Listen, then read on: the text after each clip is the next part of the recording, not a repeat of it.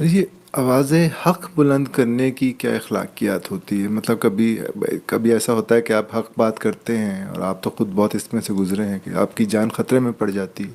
بعض دفعہ آپ کوئی ایسی بات کرتے ہیں جس سے کسی اور دوسرے کی جان خطرے میں پڑ سکتی ہے. تو اس کی کیا مختلف صورتیں ہوتی ہیں اور اس میں انسان کو کس طرح سے بات کرنی چاہیے کہ کیا طرز عمل اختیار کرنا چاہیے؟ دیکھیے، بات یہ ہے کہ یہ ہر شخص کے لحاظ سے فیصلہ ہوتا ہے.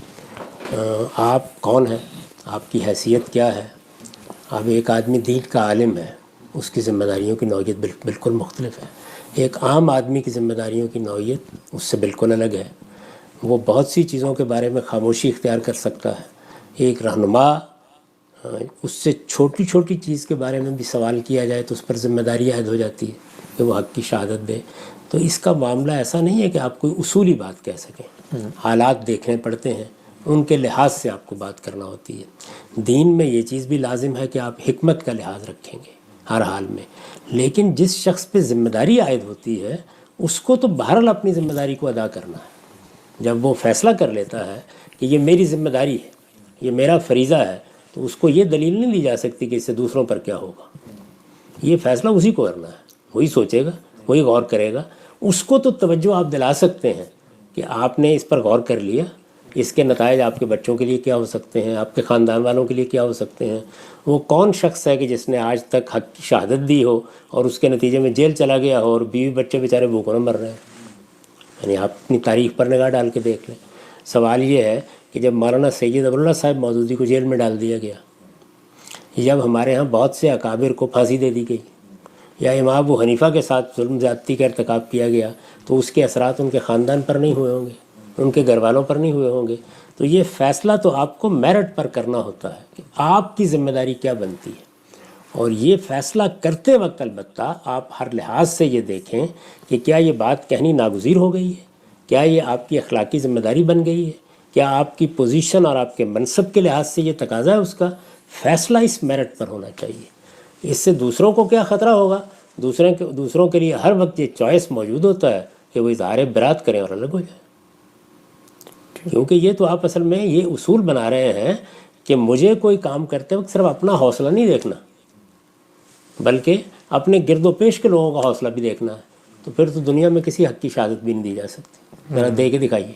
پیغمبر بھی نہیں دے سکتے، پیغمبر بھی نہیں دے سکتے، اس لیے کہ ان کے ساتھ پھر کیا ہو جائے گا. ان کو جو ذمہ داری دی جاتی ہے، اب پیغمبر کی ذمہ داری کو قرآن نے بیان کیا.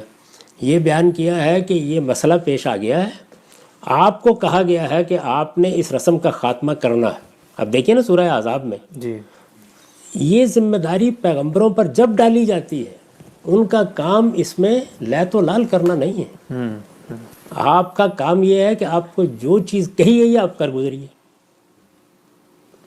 اس کا مطلب یہ ہے کہ ذمہ داری کی نوعیت تبدیل ہو گئی نا. ایسا ہی معاملہ ایک عالم کا ہو سکتا ہے. یعنی آپ کو ایک حق معلوم ہے، دنیا اس حق کو قبول کرنے کے لیے تیار نہیں ہے، تو آپ اسس کریں گے نا. آپ جانتے ہیں کہ اس سے آپ کی جان کو خطرہ ہو سکتا ہے، آپ جانتے ہیں اس سے آپ کے اہل و عیال کو خطرہ ہو سکتا ہے، لیکن اس کی ایک اسسمنٹ کے بعد آپ اس نتیجے پر پہنچتے ہیں کہ یہ میری ذمہ داری ہے اور مجھے اس کو ادا کرنا ہے. تو بس آپ کا کام ہے، آپ اس کو ادا کریں گے. اب اس کے بعد جو دوسرے لوگ ہیں، آپ نے اپنی طرف سے سوچ لیا کہ یہ جو کچھ میں کرنے جا رہا ہوں اس سے میرے بچوں کو نقصان ہو سکتا ہے، میرے گھر والوں کو نقصان ہو سکتا ہے. یہ طے کرنا آپ کا کام. آپ کو توجہ بھی دلائی جا سکتی ہے، لیکن یہ فیصلہ آپ نے اس اصول پر نہیں کرنا. اس اصول پر کرنا ہے کہ کیا آپ کی ذمہ داری ہے یہ بات کہنا. دینی لحاظ سے، اخلاقی لحاظ سے، آپ کے منصب کے لحاظ سے یہ آپ کی ذمہ داری بن گئی ہے، اور آپ نے اسیس کر لیا اس بات کو کہ اس کے کیا نتائج ہوں گے. تو جب آپ اس میرٹ پر فیصلہ کر لیتے ہیں، اس کے بعد دوسرے لوگوں کا کام ہے وہ فیصلہ کریں، اور وہ علانیہ کہہ سکتے ہیں کہ یہ ہمارا اب ان سے کوئی تعلق نہیں.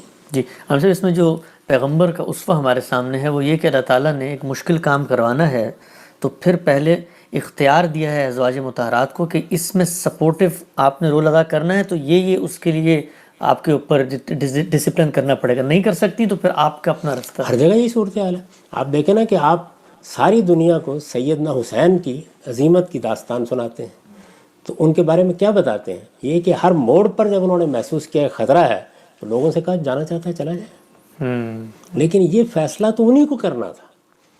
اس فیصلے پر آپ تنقید کرنا چاہتے ہیں، آپ اس سے اختلاف کرنا چاہتے ہیں، کریں، لیکن یہ فیصلہ کرنا کس کو تھا؟ یہ سیدنا حسینی کو کرنا تھا جی تو اس لیے اس طرح کے جب بھی معاملات پیش آئے ہیں تو اس میں اس شخص کو تو آپ توجہ دلا سکتے ہیں کہ دیکھیے آپ نے اندازہ کر لیا اس کا نتیجہ کیا نکلے گا، آپ نے کچھ سمجھ لیا اس بات کو، یہ توجہ دلا سکتے ہیں، لیکن یہ کوئی استدلال نہیں ہے، یہ اسی کو دیکھنا ہے کیا اس کی ذمہ داری بن گئی ہے، یہ اس پر لازم ہے، کیا ایسا کرنا حکمت کا تقاضا ہے، یہ ساری چیزوں کو وہ سوچے گا، غور کرے گا۔ یہ بالکل ٹھیک ہے کہ حق کی شہادت اندھے بن کر نہیں دی جاتی، جی اس کی حکمت عملی بھی طے کرنا ہوتی ہے۔ بعض اوقات آپ ایک ایسے حق کو بیان کرنے جا رہے ہوتے ہیں جس کے لیے ابھی سوسائٹی یا لوگ تیار نہیں ہیں، تو آپ یہ طے کرتے ہیں کہ میں اس کو یہاں سے شروع کروں گا، تدریج سے۔ میں اس تدریج سے یہ بات بیان کروں گا۔ یہ ساری چیزیں اصل میں اس بات کے میرٹ پر طے کی جاتی ہیں، حالات کیا ہیں، بات کیا ہے، کہنے کی ضرورت کیوں پڑ گئی ہے، یہ سب آپ طے کرتے ہیں۔ تو کوئی آدمی جذبات میں آ کر اینٹ مار دے تو اس کو ضرور توجہ دلائی جائے گی کہ اس کی کیا نوعیت ہے، لیکن یہ سوچ سمجھ کر کے وہ ایک حق کو جان گیا ہے، اس کے منصب کے لحاظ سے اس کی شہادت ضروری ہے، یہ طے کر لیا، اس نے طے کر لیا تو وہ یہ دیکھے گا کہ اس سے کیا اثر پڑتا ہے کسی پر۔ اب اس کے بعد جب اس نے فیصلہ کر لیا تو آپ کو طے کرنا ہے کہ آپ اس کے ساتھ کھڑے ہیں یا آپ نے اپنے آپ کو الگ کر لینا ہے، تو آپ کو حق حاصل ہے الگ کر لینا۔ ٹھیک، ہم سبھی چونکہ بحث اس رخ پہ آئی ہے تو میں ایک سوال لوگ عام طور پہ پوچھتے ہیں کہ آپ نے پاکستان کے ماحول میں جہاں پورے پاکستان کے علماء ایک رائے میں ایک طرف ہیں، توہین رسالت کا جو سزا کا مسئلہ تھا، آپ نے اس میں ایک رائے دی، اور بہت سے ہمارے لوگ ہیں جو ہمارے ہمدرد بھی ہیں، وہ کہتے ہیں کہ اس طرح کے معاملات میں اگر رائے نہ دیں تو بہتر ہے، تو آپ کو بھی لوگوں نے کہا کہ رائے نہ دیں پھر بھی رائے دی، اس کی کیا وجہ بنی؟ اس کی وجہ بہت سادہ سی تھی، وہ سادہ وجہ یہ تھی کہ مجھ پر یہ بات اپنی تحقیق سے واضح ہو گئی کہ اس میں ایک ایسے قانون کی نسبت رسالت مآب صلی اللہ علیہ وسلم کی طرف کی جا رہی ہے جو غلط ہے۔ اچھا، یہ معمولی معاملہ نہیں ہے، یعنی حضور کی نسبت سے دیکھیے، آپ نے کوئی کام کیا ہے، اپنے طور پر کیا ہے، پاکستان میں 10 قوانین بنے ہوئے ہیں جو لوگوں نے بنائے ہیں اور مجھے ان قوانین پر بھی اعتراض ہوگا۔ ایک قانون آپ دین کے نام پر بناتے ہیں تو دین کے نام پر جو کام بھی کیا جائے گا اس کی نسبت کس سے ہوگی؟ رسالت مآب صلی اللہ علیہ وسلم سے۔ تو اس وقت بھی میرے ایک دوست نے جب مجھے توجہ دلائی، میں نے اس پر جب تبصرہ کیا ہے تو میں نے ان کو یہی جواب دیا تھا کہ مجھے آپ ایک سوال کا جواب دیں کہ قیامت میں اگر اللہ کا پیغمبر مجھ سے یہ پوچھے گا کہ تم جانتے تھے اور علی وجہ البصیرت جانتے تھے کہ میری نسبت سے یہ قانون غلط بیان کیا جا رہا ہے، تم نے اس کی شہادت کیوں نہیں کی؟ تو اس لیے دیکھیے وہ میرے منصب کا تقاضا ہے، لیکن کیا یہ ایک عام آدمی کو بھی ذمہ داری لینی چاہیے؟ نہیں، میں بھی تجویز نہیں کروں گا کہ اس کو لینی چاہیے۔ تو اس لیے میں نے آپ کو توجہ دلائی کہ معاملہ کیا ہے، نوعیت معاملہ کیا ہے، کس شخص نے بات کرنی ہے، یہ ساری چیزیں مل کر فیصلہ کرتی ہیں، اور اس میں کیا نتائج صرف مجھے تک رہنے تھے، وہ میرے بچوں تک بھی پہنچنے تھے، وہ میرے گھر والوں تک بھی پہنچنے تھے۔ ان سب چیزوں کو اسیس کر لیا جاتا ہے، اس کے بعد اپنی ذمہ داری ادا کی جاتی ہے۔ جب ذمہ داری ادا کر دی جاتی ہے تو دوسروں کے لیے یہ پیغام ہوتا ہے کہ مجھے تو بہرحال یہ کام اپنی ذمہ داری پر کرنا ہے، اب آپ فیصلہ کر لیجیے کہ آپ کو کیا کرنا ہے۔